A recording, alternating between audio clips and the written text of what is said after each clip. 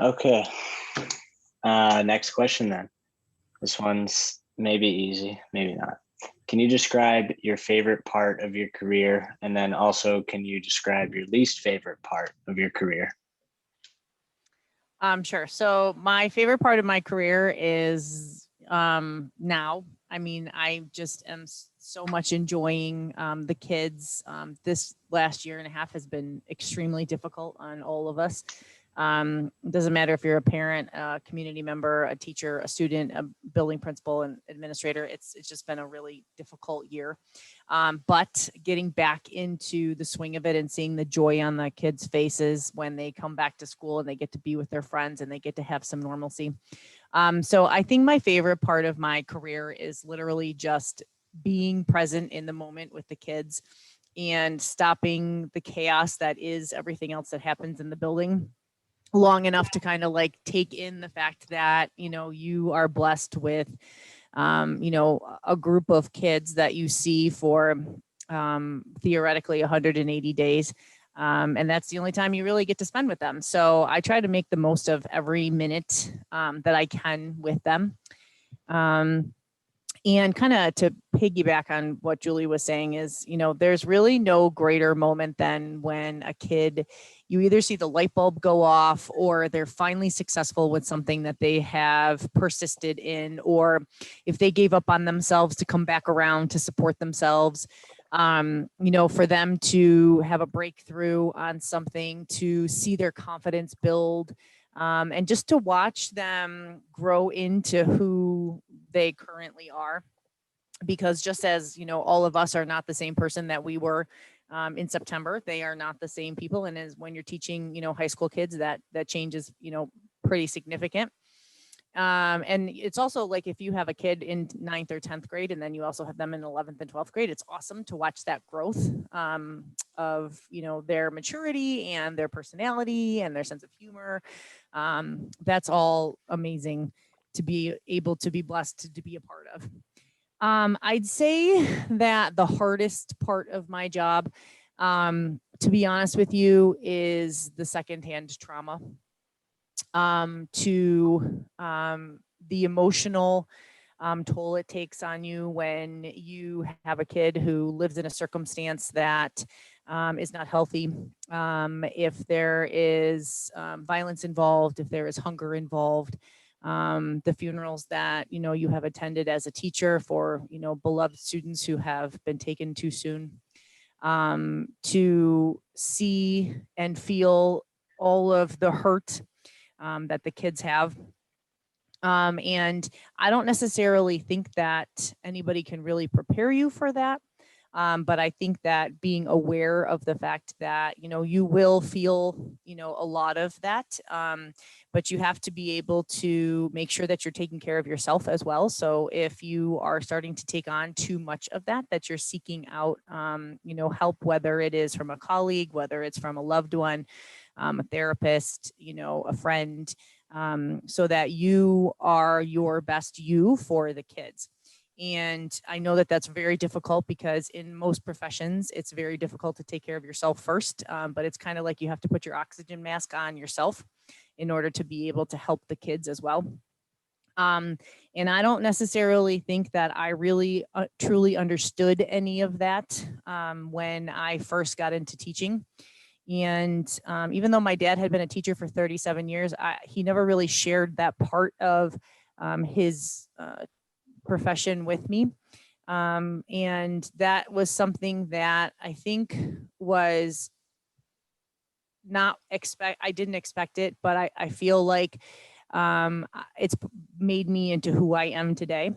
But it's also something that I think as educators, we all have to take into consideration. And I know that Megan and Mike and Julie feel the same way, that you really have to seek first to understand what's going on in a kid's life before you come down on them about a homework assignment that didn't get done or a test that, they didn't do so hot on. Because typically there's something else going on in their lives, and seeking first to understand not only will help you make a connection with that kid that will traverse any other things that are going on, But it also helps them realize that you care about them as a human being, not just as a kid who happens to be sitting, at a table or a desk or a chair in your room. So I think that I wouldn't trade any of it, because I absolutely love what I do. But you do just have to make sure that your oxygen mask is also on.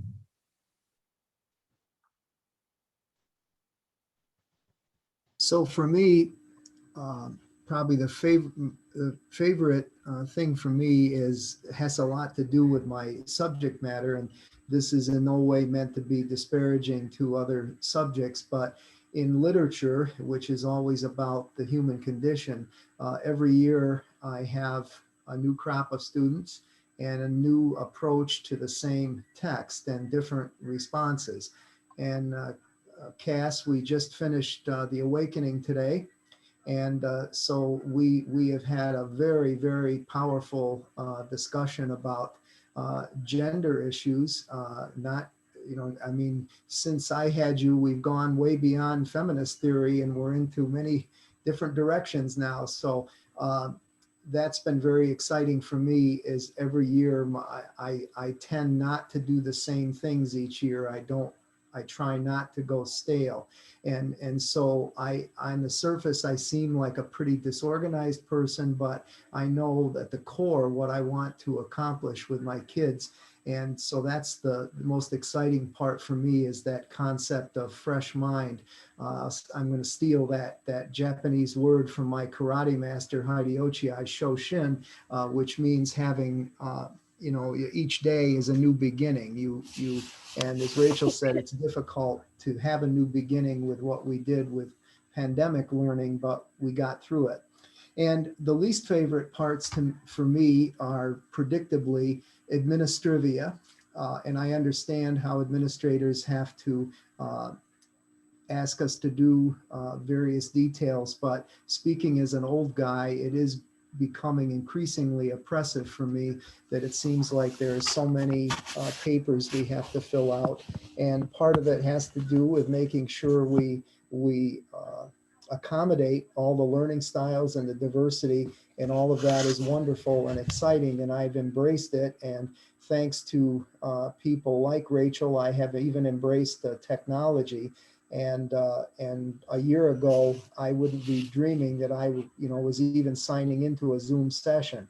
So I've become comfortable with all of that. But the other points that are a little bit difficult for me, I think sometimes contacting parents, as Rachel said, with difficult home situations.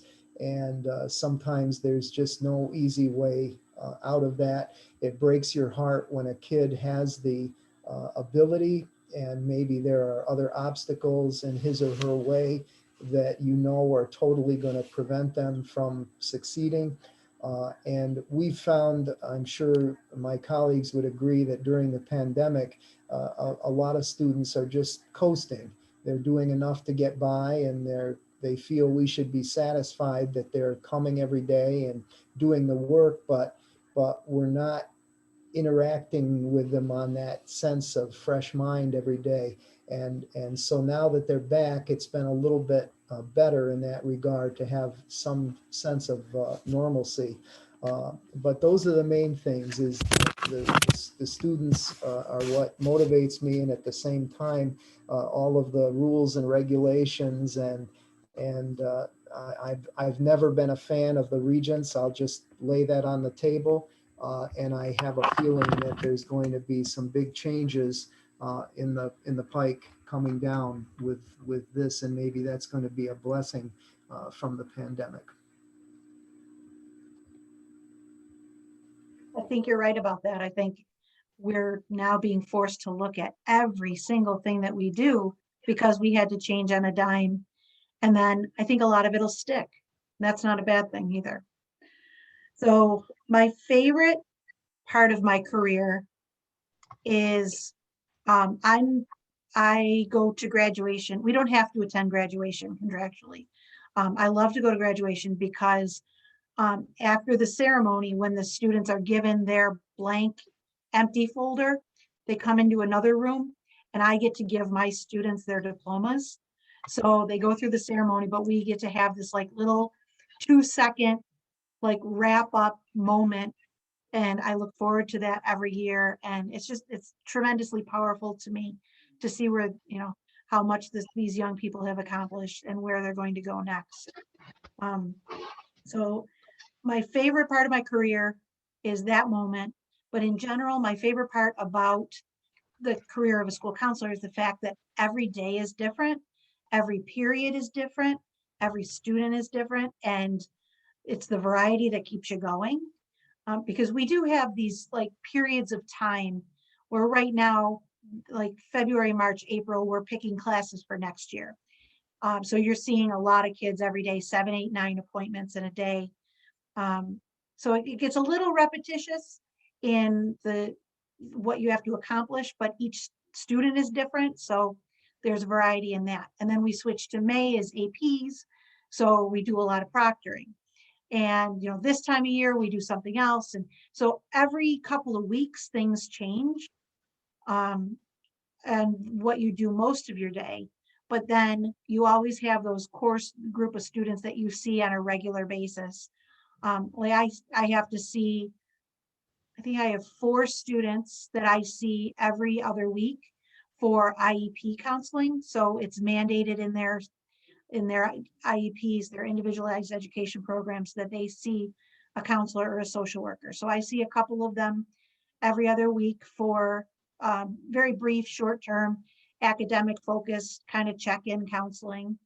So I have my habitual students like them who are mandated, or ones who just like to come and see me regularly for candy. But it's those kinds of things, that inspire you to keep going. And the fact that every day is going to be different. So it never gets old. And actually another thing I enjoy in my career is actually the scheduling piece of it.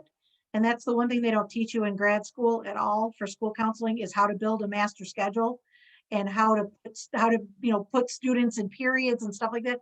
There's no class for that. But that's like 40% of what I do all year. But I love it because it's a big puzzle.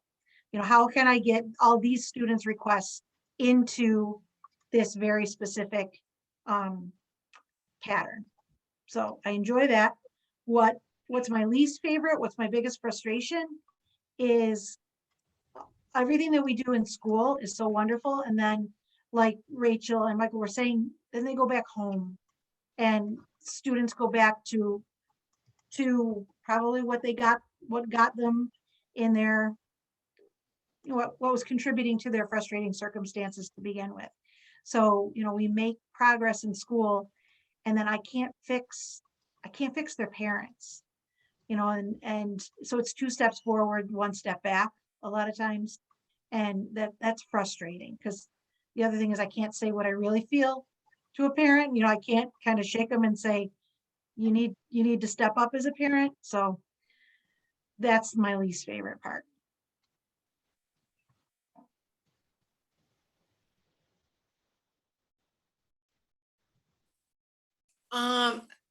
Going last, people have said a lot of the same things as I would say. So definitely the best, as I think we're all saying, is interacting with the students and having that every day. And it's just such a joy of like how different they are, the different kids and the different personalities that they bring to my day, to my year. I have a lot of the classes I teach are half year, so then I get a whole new batch. And it's just so much fun to get to